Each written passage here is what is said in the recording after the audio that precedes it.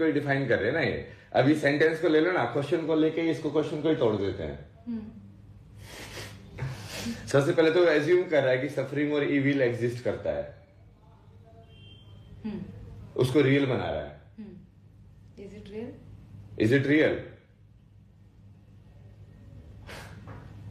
Can the same experience be suffering for someone and pleasure for someone else? Yes, it can be, right? So it means it is not real. Not real. Like the evil people who do all the evil things, from there they feel like they are doing good things, and there may be good people, like people like close to them, who will also feel they are doing good to me. Yes. Right? Duryodhana के भाई को तो ऐसे ही लग रहा होगा ना कि हाँ हम सब बढ़िया है, तो सब साथ में है। तो वो भी एब्सोल्यूट नहीं है।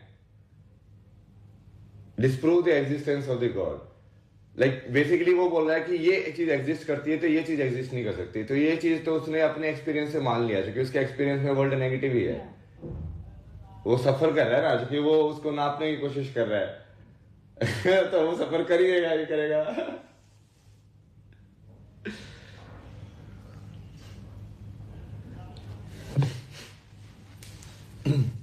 Yes, the existence of suffering and pain in the world is one of the strongest arguments against God's existence.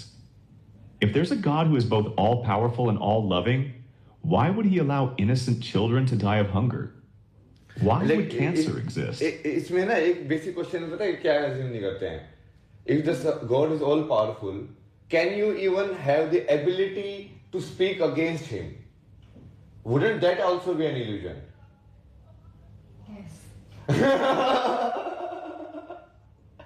मतलब उसने तेरे को ये एबिलिटी गॉड में क्वेश्चन करने की भी तो उसने दी होगी तेरे को,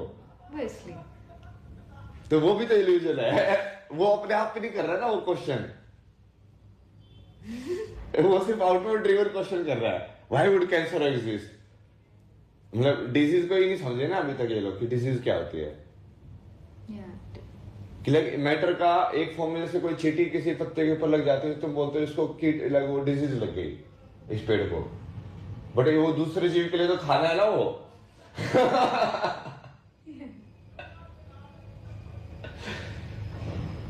मतलब जब हम पर्सनली इसको देखने लग जाते हैं तब उसको डिजीज बोलने लग जाते हैं कि हमारे ऊपर नहीं होना चाहिए, बट हम भी तो डिजीज ही है प्लेनेट के लिए। एक एपिडेमिक की तरह नहीं है ह्यूमन पॉपुलेशन की। यदि मान लो मच्छर की पॉपुलेशन इतनी बढ़ जाए एकदम से, तो तुम क्या बोलोगे, यार एपिडेमिक आ गया यार, लाइक ये होगा भाई, तो इतने सारे आ गए, ये तो बीमारी फैला देंगे। अब इंसान क्या कर रहा है, क्योंकि वो वही होता है जब बैलेंस बिगड़ जाता है तो उसको डिजीज बोलते हैं। बट बैलेंस बिगड़ गया for whom? He is the one who is making this assumption. You are very clever.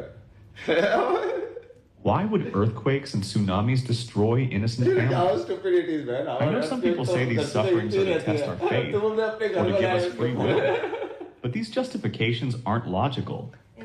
A loving father would never torture his child to see how much they love him. An all-powerful God could create a world with both free will and love, but without all this unnecessary pain and suffering. It's like if I had a lab full of mice and deliberately let them suffer and die, just to see which ones would remain loyal to me. This would be unethical, even for an ordinary human, let alone a perfect and all-loving God. We ask... ये उसी के वंशज है ना ये लोग। ये इनकी जो कहानी है ना बेसिकली क्रिश्चियन के अंदर, नहीं कि एक ऑल लविंग गॉड ऐसे ऑल पावरफुल था, फिर उसके बहुत सारे ऐसे एंजल थे, तो उसमें एक जो एंजल था उसका क्या नाम है, वो जो गुंडे का नाम लूसीफर है, वो तो बोले वो एग्जैक्टली उसकी यही आर्गुमेंट रहती है।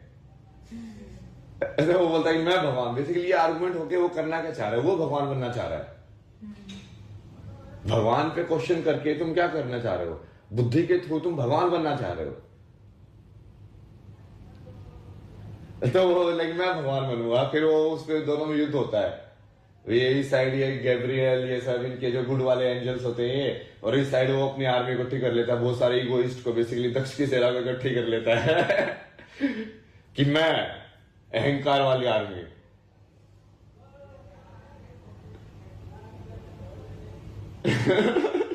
Why is it called God?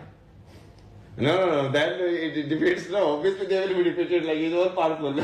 What do you mean? तो उसको पाताल लोक में भेज देता है बेसिकली. लेकिन उनकी स्टोरी के हिसाब से जाए ना तो इसलिए लाइक इसको पाताल लोक में भेज दिया. Okay.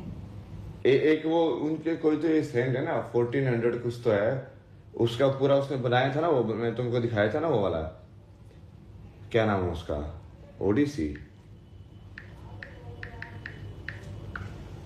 ओडिसी है कि वो है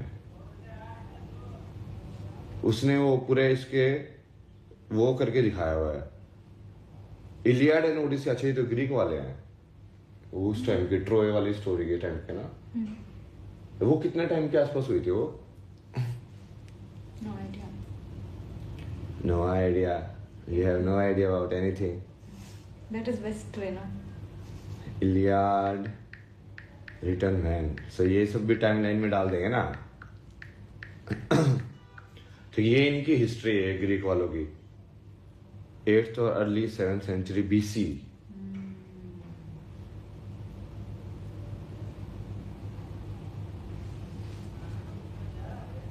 550 BC basically, around Buddha's time basically. मतलब before Christ, like around 500 years Buddha was there, no? 2500. 2500 around estimated from here. Around that time this guy wrote it, like Homer, no? This was a very famous poem, no? Like which on this Troy movie is also based. ये उस time पे 300 वगैरह movie भी इसी time की I think.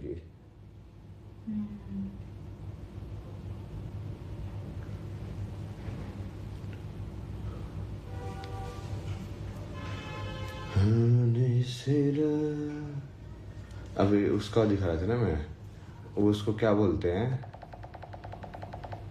Purgatory. Purgatory लिखी थी शायद उसने बुक. ये ईसाई धर्म में बोलते हैं ना इसको डिवाइन कॉमेडी. दांते इन इज फेमस डिवाइन कॉमेडी.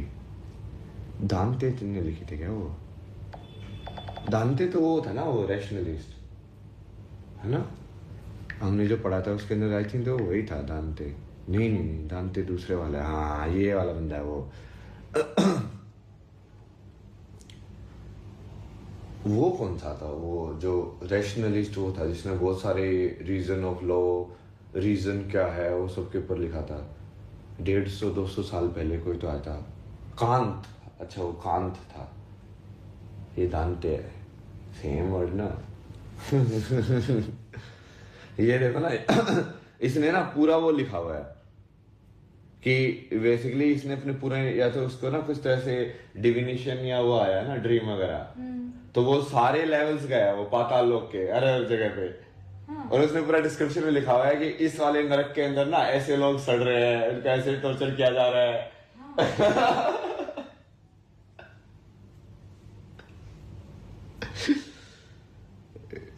ये भी इसेंट्रिक टाइप का बंदा था ना ये. लाइक पहले ये सेंट टाइप का था बट ये लाइक वो मेन स्ट्रीम से वो पॉप के खिलाफ ही बोलता रहता था ये. तो इसको ज्यादा मानते नहीं थे इसको साइड में कर दिया था मतलब.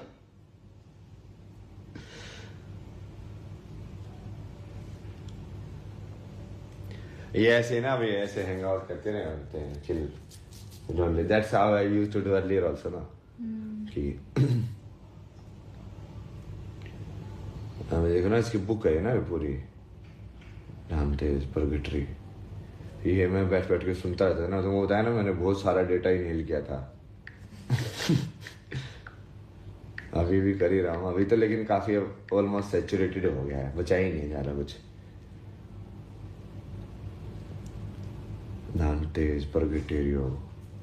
और ये इसने लिखी भी दूसरे लैंग्वेज में थी एक्चुअली. उस टाइम पे ना इंग्लिश लैंग्वेज भी नहीं थी. इस जगह 7 टेरेसेस ऑफ परगेटरी.